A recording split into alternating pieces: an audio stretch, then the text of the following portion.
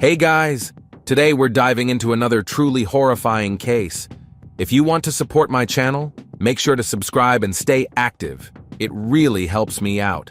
I'd be super grateful for that. Let's get started. On the morning of July 13th, 2023, the heat was already intense. In the Tarn-et-Garonne department of southern France, the air was dry and stifling. On the outskirts of the village of La Cour-Saint-Pierre, near a canal, a local farmer was struck by a strong, foul odor. He followed a narrow footpath past a soccer field to investigate. Deep within the undergrowth, among grass and bushes, he found a body lying on the ground. Nearby was a pink handbag. The farmer immediately contacted the local rescue service.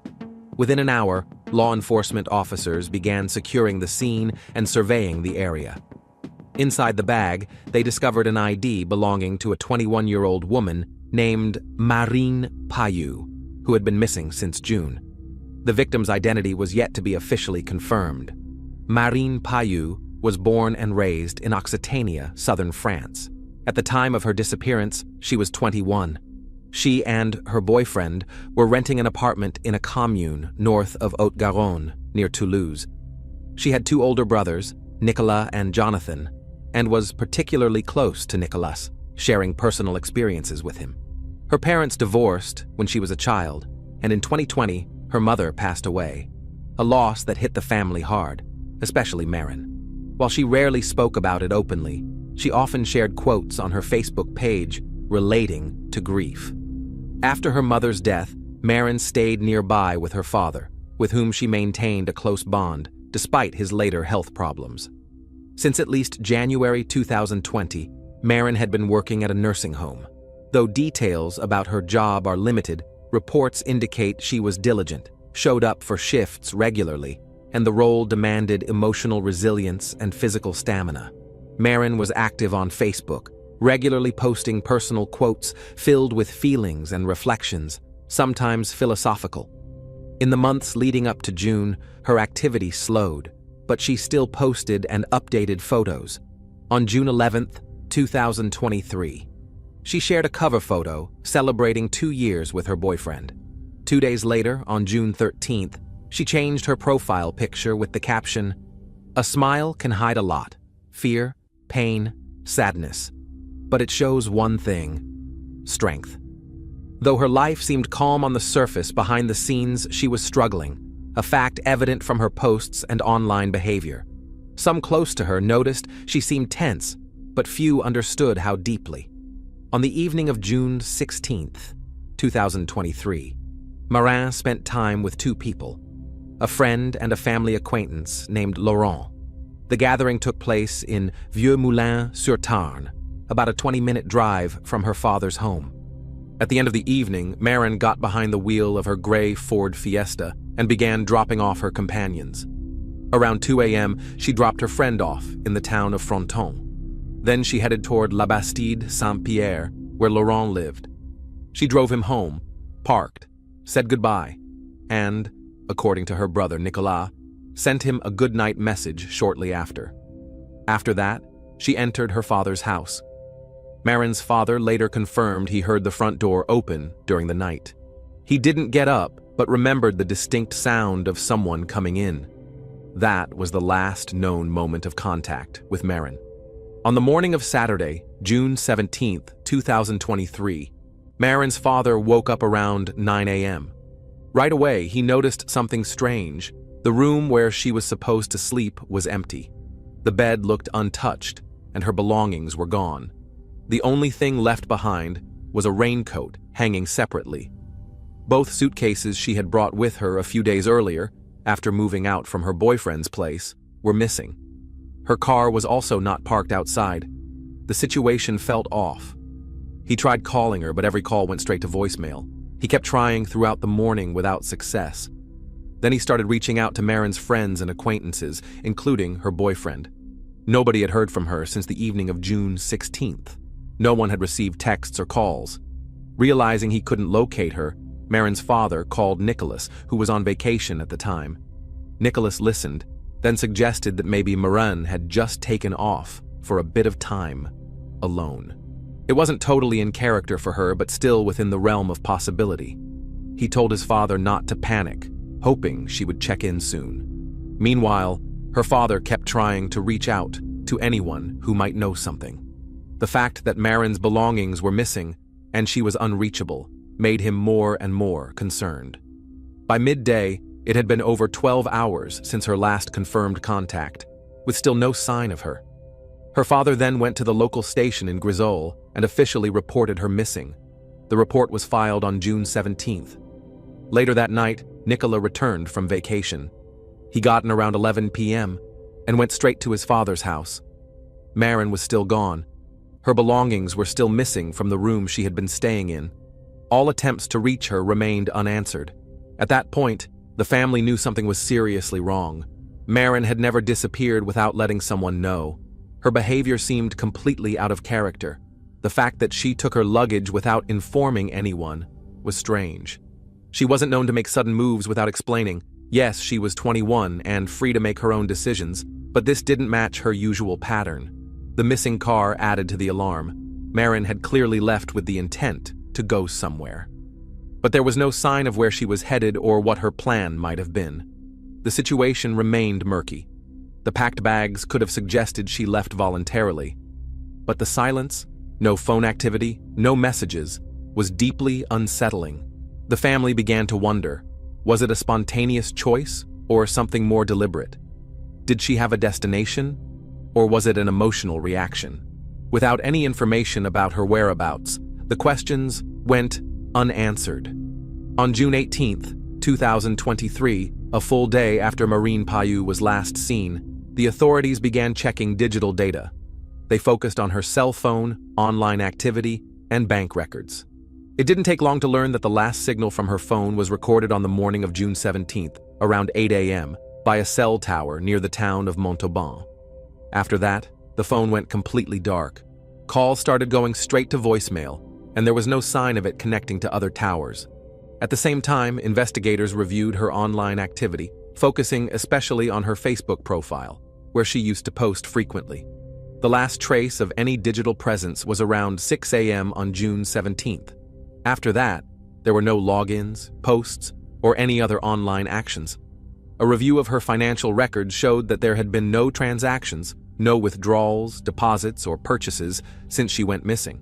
Her bank account remained completely inactive. Authorities placed a watch on the account for any signs of movement, but in the following days, there were still no changes. Her SIM card was also inactive. It hadn't connected to any networks since that morning. From a technical standpoint, it appeared as if all her digital activity had suddenly stopped. There were no signs pointing to any movements, locations, or actions past 8 a.m. on June 17th. On the second day, after Marin Payou went missing, Sunday, June 18th, her brother Nicholas received a message from a woman who had seen a social media post about the case and decided to come forward. She claimed to have seen Marin the morning before, Saturday, June 17th, around 10:30 a.m. According to this witness, Marin was in La Cour Saint-Pierre, a small community roughly 15 minutes outside of Montauban. She was sitting alone on the terrace of a local cafe located in the village square. She ordered coffee and orange juice. The witness said Marin's behavior seemed unusual. She appeared distracted, stood up several times, then sat back down again. Eventually, she left the cafe and walked toward a nearby canal, crossing the road and approaching the water near the stadium. The woman noted that Marine took a paper bag with her before leaving. She walked along the canal, stopping now and then, looking around, occasionally changing direction. The behavior caught the attention of bystanders. It didn't seem typical. La Cour Saint-Pierre is a small village with around 1,000 residents. A young woman unfamiliar to locals showing up alone on a Saturday morning was hard to miss. That's what helped the witness remember so many details. After receiving the message, Nicholas immediately forwarded the information to the authorities. On the morning of Monday, June 19th, 2023, law enforcement officers arrived in La Cour Saint-Pierre. They began inspecting the area following the report from the witness who claimed to have seen Marin there. During the search, they discovered a gray Ford Fiesta, Marin's car. It was parked on a dead-end road by the Montec Canal near an elementary school. The car was in plain sight, not hidden, and didn't appear to have been left in a hurry. It was locked. Upon gaining access, police found 2 large travel bags in the trunk, both belonging to Marin. There was no phone, no handbag, and no documents visible in the vehicle. Officers immediately secured the car for forensic examination. They planned to conduct fingerprint and biological testing to determine whether anyone else had been in the vehicle and whether there were any outside traces. The car itself didn't show signs of damage or forced entry. The discovery of Marin's car raised new questions. Until that point, her family and investigators had assumed she had left voluntarily, taking her belongings with her. But now it became clear her vehicle and luggage were still there, while she herself had vanished. The absence of her phone and personal documents suggested that she might have left the car unexpectedly or under circumstances beyond her control. The car was found not far from the cafe where a witness had seen Marin on Saturday morning. The nearby canal matched the path where she was reported walking with a paper bag. This led to the theory that she may have walked along the canal after leaving the cafe. But from there, her trail completely disappeared. It was also significant that the car had not been moved since arriving at that spot. Several locals confirmed that it had been parked in the same place since Saturday morning. This backed up the idea that Marin had arrived there on June 17th and never returned to the vehicle. The 2 bags left in the trunk made things even more puzzling. If she had intended to leave town, why abandon her luggage? Why not take at least some of her things? And why wasn't her phone inside the car, especially since it had last been tracked to that general area? Something must have happened between the moment she left the cafe and her disappearance. But at that stage, none of the possible explanations had solid backing. The car was an important clue, but it didn't provide immediate answers. Based on its location, the search was focused on the canal and the surrounding area. Amid growing uncertainty, several days after Marin Payou went missing, the family received another message. This time from a man claiming to have seen her on the night of June 17th. He said he saw her at a nightlife venue located in an industrial area of Montauban. According to him, he recognized Marin, approached her, and even greeted her with a kiss on the cheek. This new claim surfaced shortly after Marin's story gained attention in both local and national media. Her relatives immediately forwarded the tip to the authorities. It opened a new possibility. Maybe Marin had been alive that evening and had interacted with someone in a public place. However, discrepancies emerged during the verification process. A key issue was her phone data. Her device had not connected to any network after 8 a.m. on June 17th. The last signal had been picked up in Montauban, and since then, there had been no calls, no logins, no location pings. If she had really been at a nightclub that evening, how had she gotten there? And why hadn't she used her phone? Her means of transportation also raised doubts. Her car was found in La Cour Saint-Pierre and, based on local witness statements, hadn't moved since that morning. If she had made it to the club in Montauban that night, she would have needed to get there some other way. The distance between the 2 locations is about 12.5 miles, a route difficult and unsafe to walk, especially at night, with no phone signal. One theory was that she might have gone with someone else in their vehicle, but no video footage from security cameras showed her arriving at or being inside the venue. Investigators checked surveillance footage from both inside and outside the club, but the recordings didn't confirm her presence. The possibility of mistaken identity was also considered. While the witness was confident he had seen Marin, his account remained uncorroborated. By that time, Marin's photo had been widely shared on social media, and in a noisy, dimly lit setting, someone could easily mistake another person for her. The family was torn between hope and doubt. If the man was correct, it meant Marin was alive on the night of June 17th, which could suggest that her disappearance was not planned. The investigation continued in all directions, with authorities not ruling out any possibilities. The witness statement was noted, but it was not officially confirmed. As the search for Marin Payou went on without resolution, several working theories began to emerge. None were backed by solid evidence yet, but both her family and the authorities continued exploring all leads in parallel. The first and most straightforward theory was that Maren had left on her own. Since she had taken 2 large bags and driven off in her car, it was initially believed she might have needed a break and decided to distance herself temporarily from those around her. Her age, independence, and emotional state made this version plausible at first. But that theory quickly lost weight when her car was found abandoned, with her belongings still inside, and all contact with her ceased. There were no signs she had settled anywhere new, no messages, no financial activity. The second theory involved the possibility of self-harm. Her family didn't dismiss it entirely. Maren's brother, Nicholas, confirmed that in the months leading up to her disappearance, she had often expressed deep emotional distress. She had shared that life felt overwhelming and that she was emotionally drained. Though she tried to cope, she even consulted a mental health professional at least once. Those close to her felt the improvements were fragile. Another appointment was scheduled for June 23rd. Her emotional state could also be read between the lines of her social media posts. She frequently wrote about loneliness, anxiety, and discomfort in her own body. Still, she left behind no note or clear message that would confirm any final intent. The third theory considered the involvement of others. After reports emerged that Maren had been seen at a nightclub the same day she went missing, the family began to consider that she might have ended up in a situation beyond her control. The most troubling scenario was that someone might have taken advantage of her vulnerable condition. In private conversations, the possibility that Maren had been drawn into criminal activity, even trafficking, was mentioned. There was no direct evidence of this, but the family felt they had to consider every option. A key question haunted them. If she left of her own free will, why abandon her luggage in the car? And if she didn't leave alone, who was with her? Who could have picked her up from that spot, and how? The lack of witnesses, surveillance footage, or any digital trail made it impossible to confirm any of the theories. Every possibility remained open.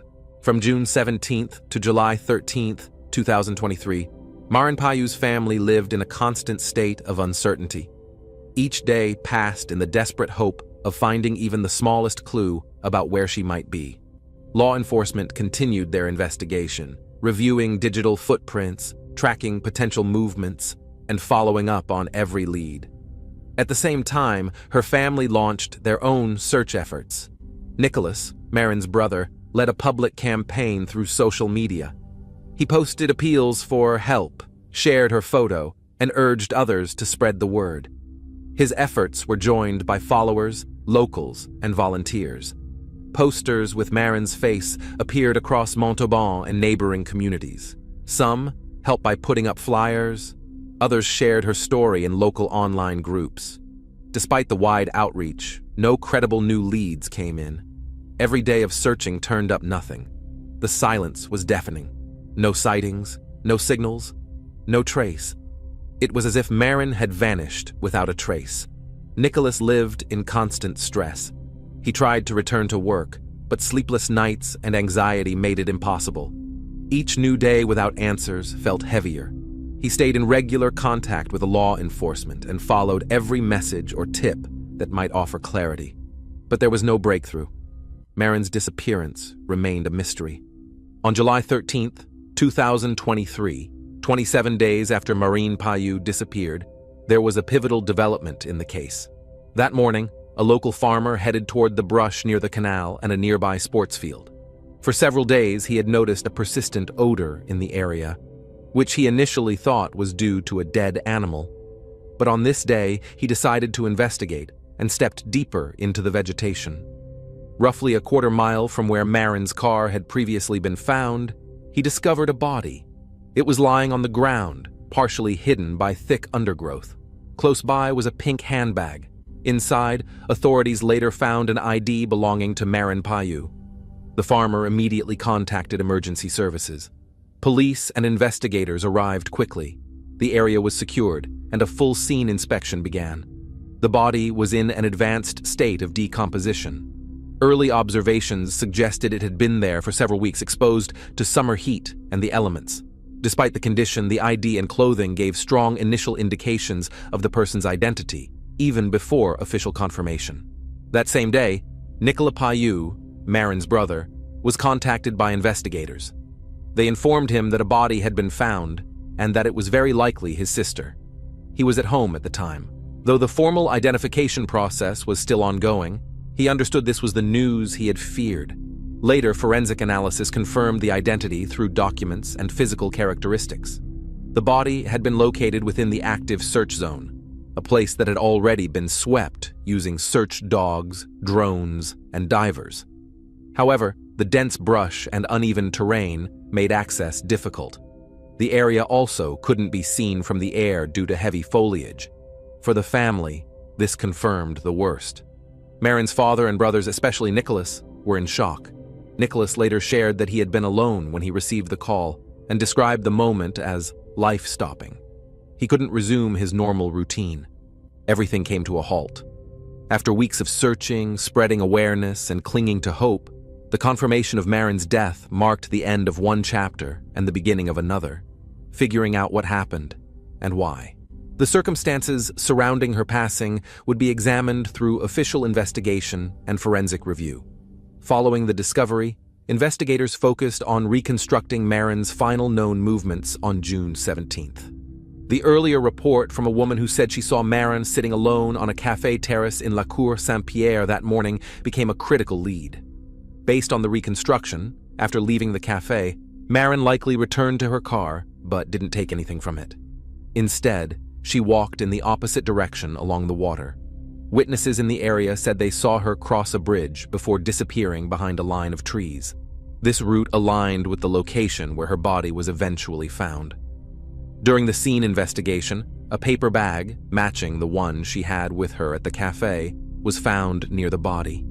Inside the bag and in the immediate vicinity, authorities discovered traces of medication. A nearby empty blister pack was also recovered.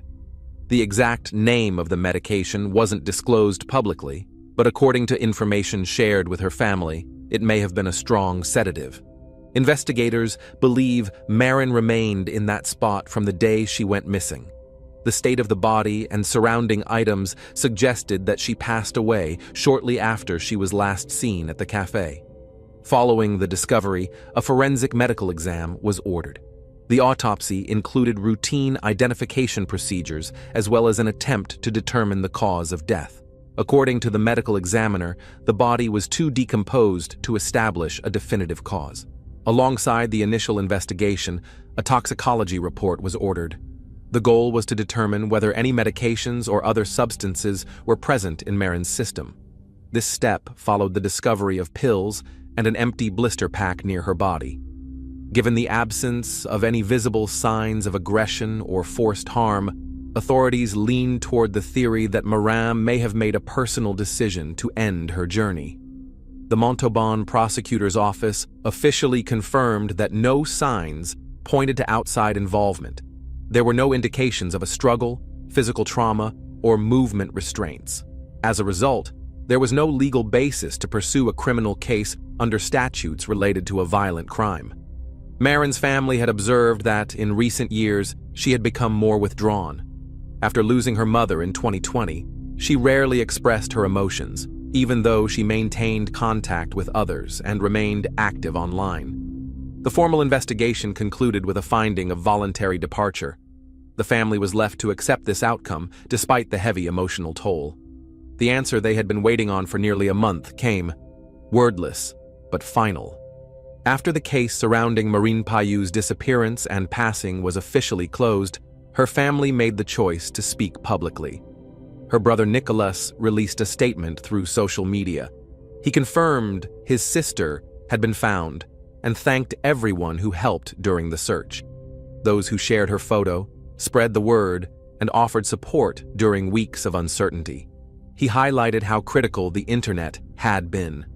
The woman who spotted Marine on the morning of June 17th recognized her because of Facebook posts. That tip led to the location where Marine had last been seen and ultimately helped investigators find her car. Without that, it's likely her remains would have gone undiscovered far longer. Nicholas felt it was important for Marin's story to be told completely.